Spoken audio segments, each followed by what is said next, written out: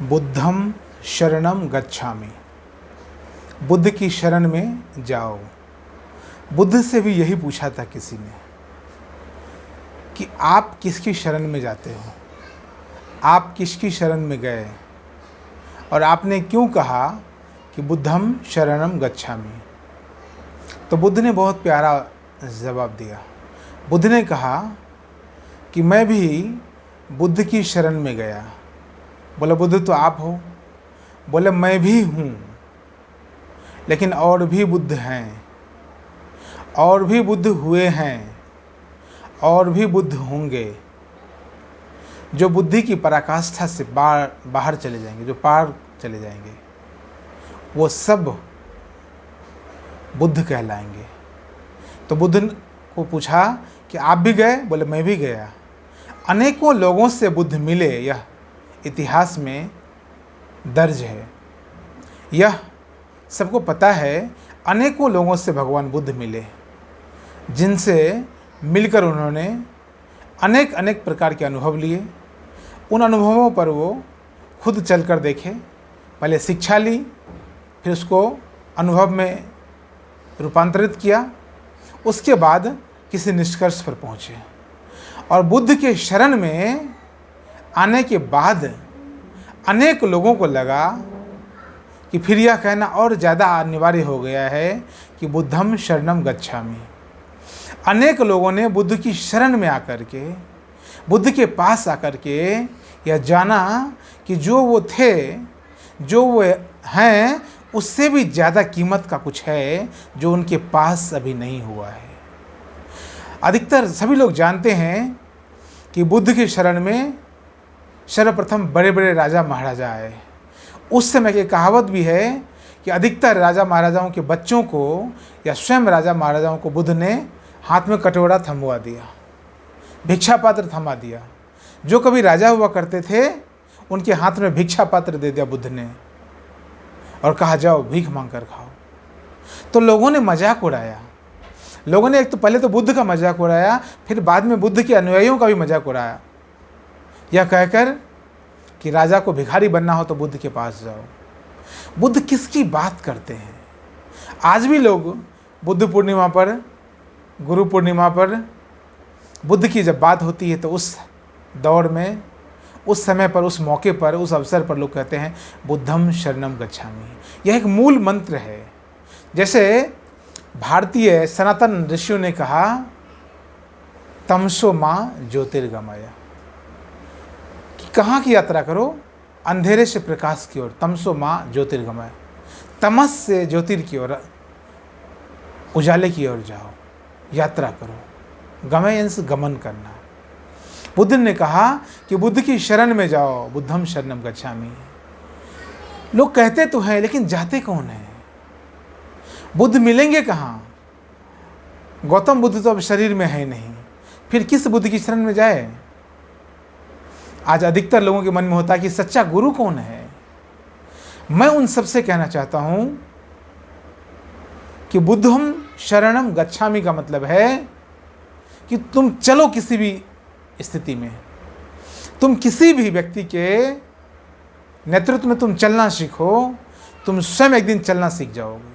बेशक वो आदमी तुमको सही रास्ते पर नहीं लेके जाएगा, बहुत मुश्किल है, असंभव ही है किसी सदगुरु की खोज करना, किसी बुद्ध पुरुष की खोज करना। तुम कैसे खोजोगे?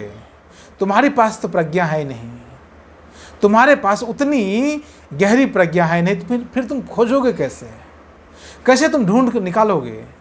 कैसे तुम पहचानोगे ये बुद्ध पुरुष है या नहीं है? तो सबसे अच्छा है कि तुम स्वयं की बुद्धि से चलो। लेकिन चलो, चलना महत्वपूर्ण है। बुद्ध भी चले, बुद्ध भी चलते रहे, चलते रहे और चलते रहे। लगभग 6 और 8 वर्ष के दौर में बुद्ध ने अनेक साधुओं के संपर्क में आकर के जो कुछ जाना, जो शिक्षा मिली, उस पर वो चलने लगे। चलते रहने मात्र से ही आपके भीतर जो प्रज्ञा है, वह प्रज्ञा का जन्म होने लग जाता है। जैसे आप किसी बात को आप समझने लग जाते हो और उस बात पर आप चलने लग जाते हो, आपके स्वयं के भीतर जो प्रज्ञा है, वह प्रज्ञा जगने लग जाती है। आप कोई सामान्य सा काम करके देखिए, आप छोटी सी कोई काम करके देखिए, आप कहीं थोड़ा सा सब्जी लेने के लिए बाज़ार जाके देखिए, 5 कदम की दूरी आप चल के देखिए, एक चाय बना करके देखिए, एक बच्चे को पढ़ा करके देखिए, अपने घर में साइकिल उसको टेबल को साफ़ करके देखिए, अपने खिड़कियों को साफ़ करके देखिए। आप कोई एक सामान्य सा काम, जो बिल्कुल सामान्य काम है, उस सामान्य काम को आप करके देखिए। उस काम को करने के दरमियान यदि आप होशपूर्वक रहें, यदि आप जगे रहें, यदि आप जागरूक रह पाएँ, तो आपको लगेगा इस काम में और भी कुछ नया हो सकता है। वहाँ बुद्ध आपके भीतर आने लग जाते हैं। चाहे वो गौतम बुद्ध हों, चाहे जो बौद्धिक ऊंचाई पर जो पहुँचे हुए जो बुद्ध पुरुष हैं, उनका सन्मार्ग, उनकी करुणा, उनका प्रेम, उनका सानिध्य आपको मिलने लग जाता है। यह बहुत मज़े की बात है।